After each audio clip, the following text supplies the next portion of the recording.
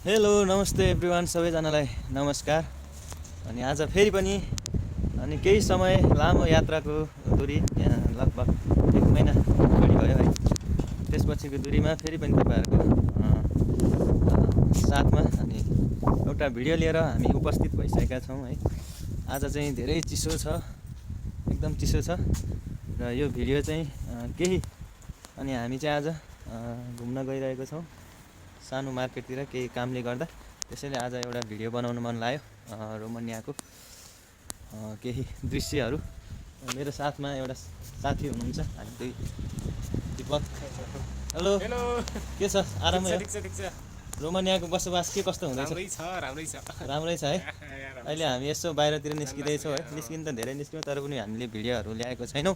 यस्तै भिडियोहरू ल्याउने कोसिसमा छौँ हामी है। तर अलिकति केही बिजी व्यस्तताको कारणले केही भिडियोहरू ल्याउन पाएको छैनौँ हामीले। त्यसैले भिडियो फुल हेर्नु होला, अन्तिमसम्म हेरेर साथ दिनु होला। जति पनि मलाई चिन्नु भएको सम्पूर्ण मेरो इष्टमित्र साथीहरू छन् सबैले चाहिँ अनि सब्सक्राइब गर्नु होला है। मेरो चाहिँ नयाँ यो युट्युब अफिसियल ब्लग अनि च्यानल खोलेको छु। अर्को हाम्रो साथी हुनुहुन्छ, अस्ति भर्खर आउनु भएको।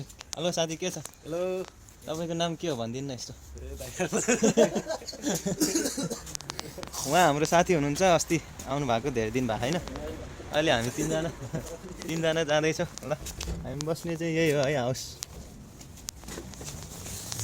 आज चाहिँ जे होस् मौसम चिसो छ। पहिला आउँदा त हिउँ परेको थियो है, हिउँ पर्न छोडिसकेको। कहिले काहीँ पर्न नि बेर छैन है रोमानियाको वातावरण।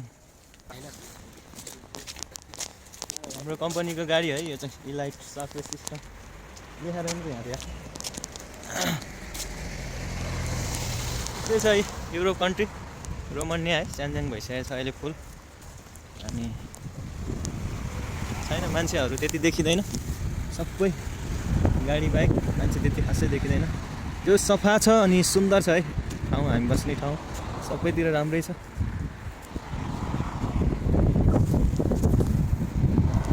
यहाँ चाहिँ हेर्नु गार्डनहरूमा नि कस्तो दामी हुन्छ क्या, यस्तो हुन्छ।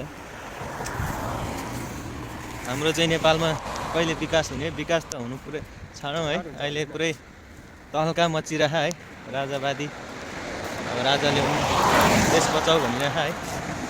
अब राजा ल्याएर देश बचाउने हो कि अब के हुने हो त्यो थाहा छैन। अब राजा आउँछ कि आउँदैन है, यस्तै हो। गरेर खाने होइन, सबै गरेर खानेलाई नि दिएको छैन है। यस्तै हो, नेपाली जनताले नबुझ्या हो कि कसले के नबुझ्या हो। यस्तै हो, नेपालको हालत बिहाल छ। अब सोच्दा पनि कस्तो लाग्छ है। ल अझै हाम्रो साथीहरू, अर्को दाजु नि आउनु भएको। हेलो, के छ? हाई गरिदिनु। भर्खरै आउनु भएको उहाँ पनि है। हाम्रो कहाँ हो अरे? पूर्व बितामोडको हाम्रो साथी हुनुहुन्छ दाजुभाइ, नेपाली दाजुभाइ है। यस ठिकै छ, बसोबास।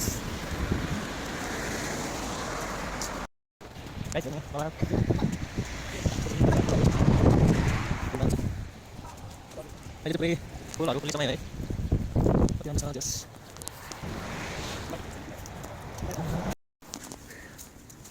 पार्कहरू कस्तो राम्रो छ है, पार्क पनि। रोड पनि गाडी पनि रोड कति राम्रो छ है, राइट लेफ्ट। अनि बिचमा चाहिँ त्यो ट्रली बस हुन्छ, लिक जस्तै रेलको है, त्यो गुड्छ। यहाँको चाहिँ फेरि ड्राइभ गर्ने चाहिँ सिस्टम बेग्लै छ। लेफ्ट साइडबाट ड्राइभर बसेको हुन्छ अनि लेफ्ट साइडबाट हिँड्नुपर्छ यहाँको चाहिँ सिस्टम।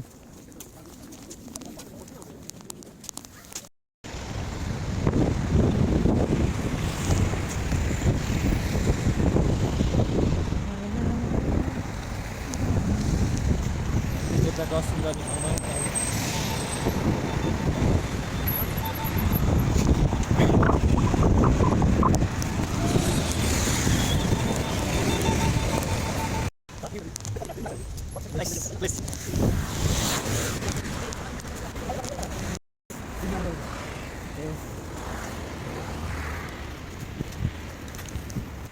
पुरै रुखहरू छ ठुल्ठुला।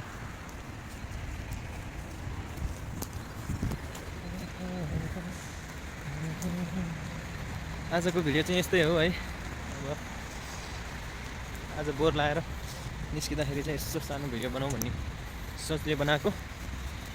अनि हजुरहरू पनि नेपालदेखि डोमनिया आउँदै हुनुहुन्छ होला है, कसरी आउने अनि त्यो जानकारीहरू कसैले थाहा पाउनु पनि भएको छैन होला।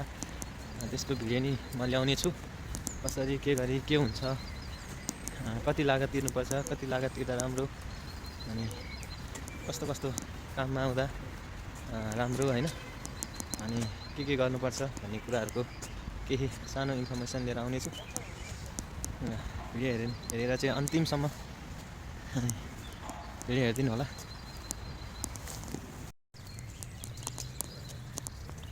है गाइसहरू बेबीलाई खिलाउने छ, कस्तो दामी छ, त्यो सुविधा छ फेरिमा है, मान्छेको ठाउँ खाने कुराहरू फ्यामिली हाम्रो सोल्टी नै पुरै एक्सर्साइज दिन सबै यहाँ आनन्द छ है गर्नु बेबीहरूको लागि।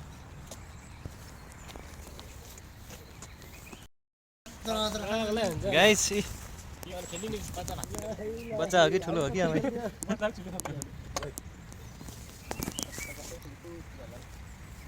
मोर फ्रेस सही ल बेबी बस्ने पिङ खेलियो। यतातिर ऊ पनि छ है, माथिबाट तल झन् बेबी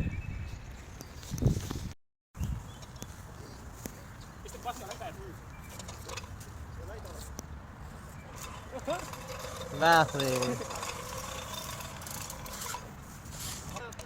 ल भयो जान्न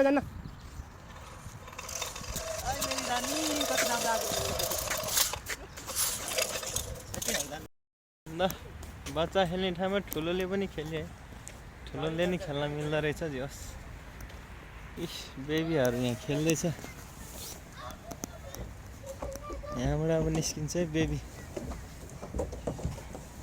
वाउ बिने बिने बिने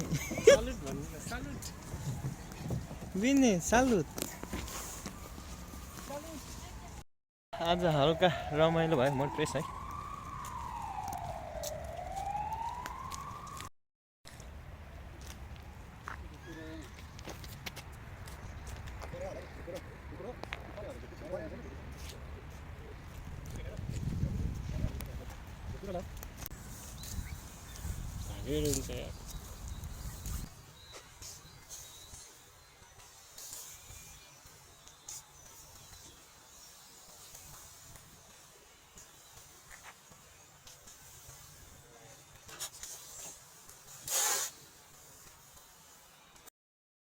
अब हेरौँ के हुन्छ। यस्तो दामी है फुल आयो हामी चाहिँ अब रुम जाँदैछौँ, फर्किँदैछौँ। हाम्रो मोड फ्रेस भयो है, चिसो ठाउँमा, घाम पनि छैन, पुरै धुमधाम छ आजको मौसम चाहिँ।